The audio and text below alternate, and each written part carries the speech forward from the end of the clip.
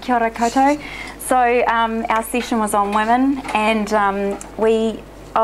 I gave some background information in the session, but essentially we took it literally that this was about a conversation, specifically including women in New Zealand's constitutional conversation. So we didn't come up with a preferred model. We took literally that we were there to have a discussion on women, about women in this process. So what we did at the start was we ran through a history of women's rights, formal and substantive, in New Zealand, and we looked at the way in which the outcomes around rights that women have achieved so far has been very dependent on women's activism and political will, and that women's voices are otherwise absent. So we talked about gender, but we were very much talking about women. So the background that was sort of provided as context was the kind of literature that's out there that feminist political scientists and feminist lawyers have been working on over time around gender and constitutional design. The comparative work of Helen Irving, for example, about putting gender up front in advance of undertaking any constitutional redesign, so asking us to do a holistic gender audit in advance rather than adding gender or women after the fact.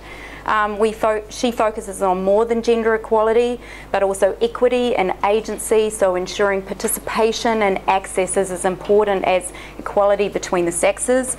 We talked a little bit about the Scottish devolution process and the work of Fiona Mackay, and the way in which institutional change can provide women and others with opportunities to create new spaces and new rights embedded in law and so on. And so the way in which there is the importance of change moments for women's intervention on behalf of women.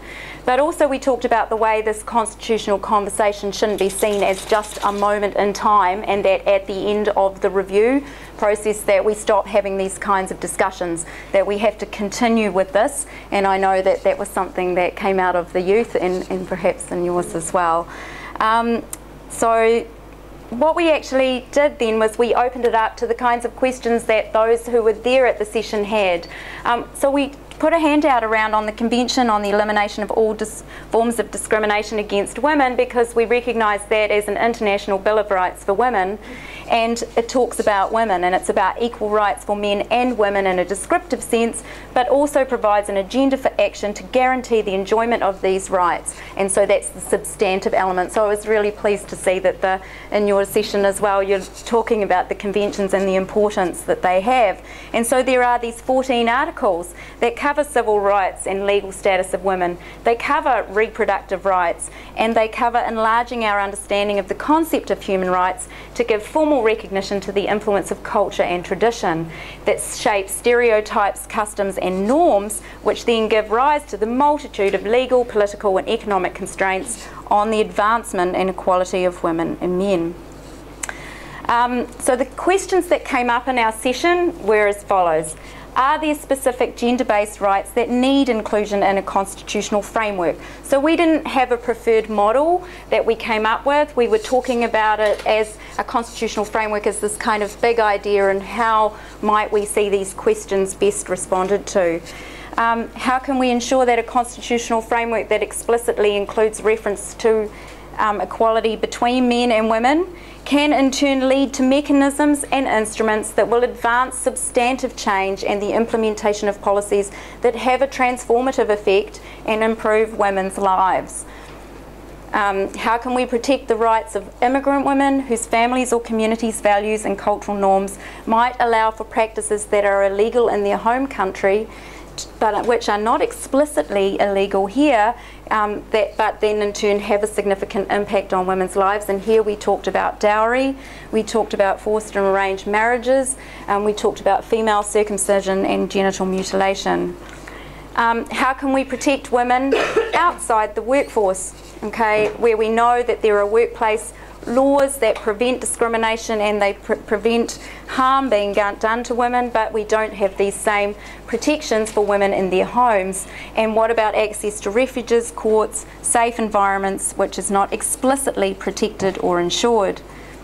How can we ensure women's control over their own bodily integrity? So so reproductive rights. And here, this is where the most explicit difference between women and men lies. We live in differently sexed bodies, and it remains a key difference that feminist scholars recognise can have significant, reproductive rights have a significant material impact on the equality between men and women. And how can we ensure, beyond MMP, that Parliament and government and other public institutions are representative of women and include women in them, so the access to those? So we talked a little bit about the current right framework, and perhaps some of the clauses within the Bill of Rights Act might enable the protection of women's rights. So the right not to be subjected to torture or cruel treatment, the right to refuse to undergo medical treatment, electoral rights, or the right to freedom from discrimination. But as we know, these all require a disadvantaged party to make the case, and it has to become a very specific kind of case. So we came back to CEDAW really, because we see this as a lot of the work has already been done, and it's out there in the international community for women to draw from, but for lawmakers to draw from too. So is it possible, the key question I think that came out is it possible to domesticate CEDAW into New Zealand law or into the Bill of Rights, as it offers a blueprint for women's formal rights, and it expects state parties to provide substantive means to achieve those rights. So can we build new rights into the current Bill of Rights Act around safety in the home, for example?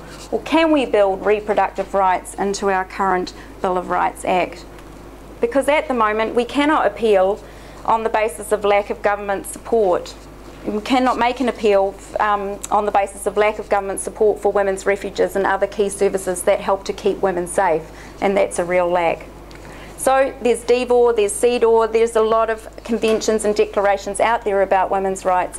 Can we use them? Can we use special measures with sunset clauses to address specific inequities until equality is reached, and then they are removed? So we asked those kinds of questions.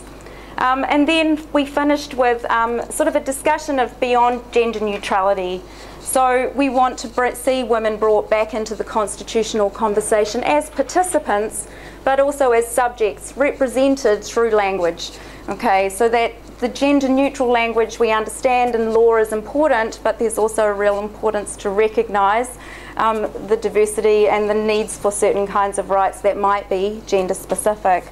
Obviously this sits within the framework of recognition of the treaty, the rights of marginalised groups in society. So we talked about issues of intersectionality and the way in which guaranteeing rights for equality between women and men does not in itself prevent attention to the rights of others, specific rights of other groups.